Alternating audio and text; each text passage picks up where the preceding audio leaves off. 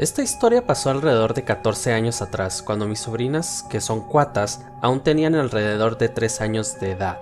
Tal vez recuerden mal la edad, pero ya hablaban lo suficiente para comunicarse sin problema, y eso es lo que importa para esta anécdota.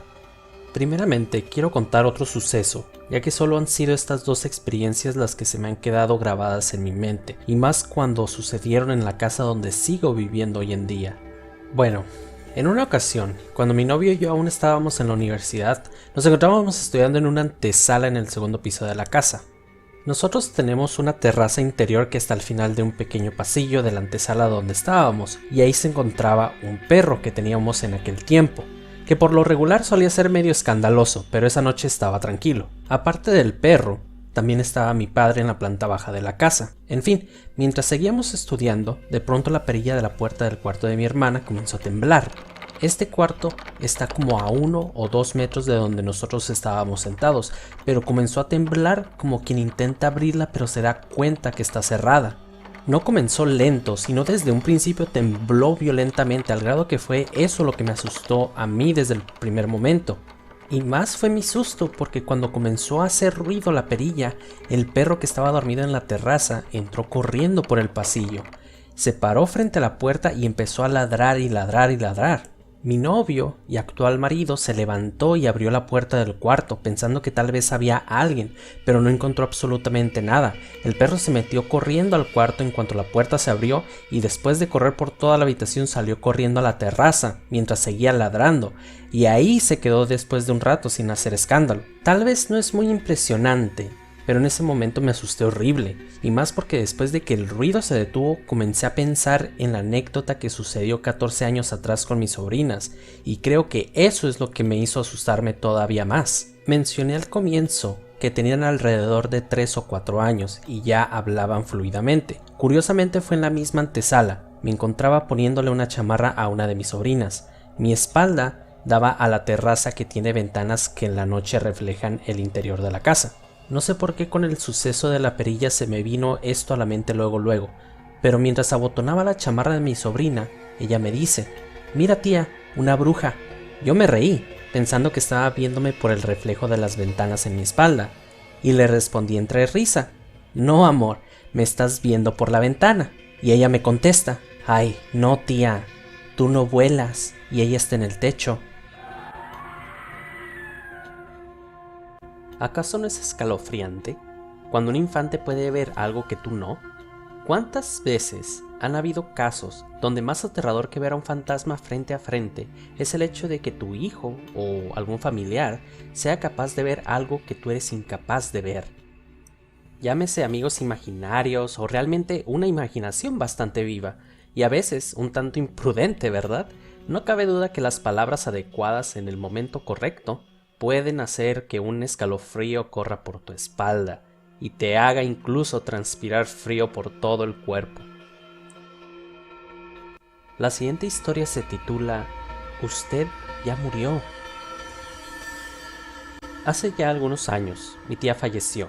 Ese simple hecho fue algo raro, porque mi tía tenía una fama de ser una persona totalmente sana y sin ningún tipo de problema médico. Pero de la nada enfermó, al grado que en un lapso de 3 meses después de enfermarse, terminó falleciendo. Fue algo inesperado definitivamente.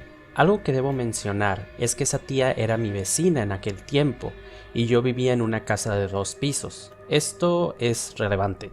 Al día siguiente, después de que ella murió, es cuando comenzó a suceder este acontecimiento. Cada noche, y no específicamente a una hora exacta, pero siempre era una vez que yo ya estuviera dormido, siempre me despertaba una presencia. Me despertaba porque escuchaba sonidos muy sutiles de alguien que subía las escaleras al segundo piso de la casa y entraba a mi cuarto. No eran ruidos como que el piso cruje o pisadas, pero sonidos que en aquel tiempo yo ya estaba acostumbrado a escuchar cuando alguien subía las escaleras. Es muy difícil explicar qué tipo de sonidos sutiles, pero espero que me entiendan a qué me refiero. Más allá de poder percibir estos sonidos, podía percibir también una presencia desde que iba subiendo las escaleras. Ahí era cuando me despertaba. No solo la sentía al subir, sino cuando esta presencia se paraba cerca de mi cama y se me quedaba mirando. Para algunas personas es fácil saber cuando alguien se le queda viendo, independientemente si puedes ver a esta persona o no. Y cada noche en aquel tiempo yo sabía que alguien se me quedaba viendo después de ser despertado por estos ruidos. Nunca pasaba nada fuera de lo normal, no sentía miedo, no se escuchaban lamentos o algún tipo de poltergeist. Simplemente eran días y días levantándome en la noche por la presencia de una persona en mi habitación. Hasta que un día me cansé de vivir así y simplemente dije al aire: tía, usted ya murió, ya váyase a descansar. Aparte de eso, también le comenté sobre la situación de su hijo, con quien se había quedado y que todos estaban bien, que ya no había necesidad de que se esforzara por quedarse ahí. Después de decir eso, se sintió alivio y al mismo tiempo tristeza en el cuarto. Se sintió raro, pero siendo que no veía ni escuchaba nada, simplemente me volví a dormir, y desde entonces no volví a escuchar nada más. Joder, hablar con fantasmas o presencias que no están ahí para que nos dejen en paz es algo común, que se han escuchado tantas historias en la televisión, programas y películas. Curiosamente muchos también hemos estado en esa posición, ¿no? Recuerdo la historia de mi abuela cuando la molestaban por las noches mientras leía en la soledad de su cuarto.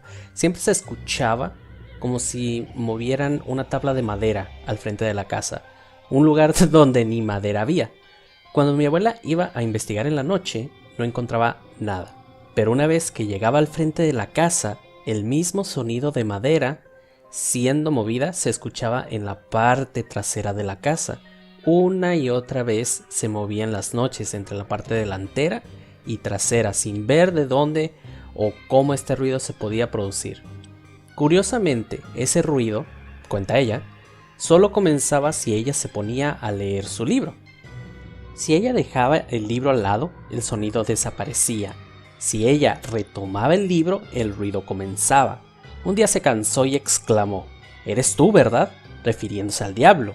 «Si vienes a asustarme, no lo vas a lograr, así que o le paras o te vas a ya sabes dónde». Se lo dijo con convicción, sin censura y directamente. Casi como por arte de magia, el sonido desapareció y nunca más volvió a escucharlo. Son relatos bastante interesantes. Me pregunto si alguno de ustedes tendrá una historia parecida.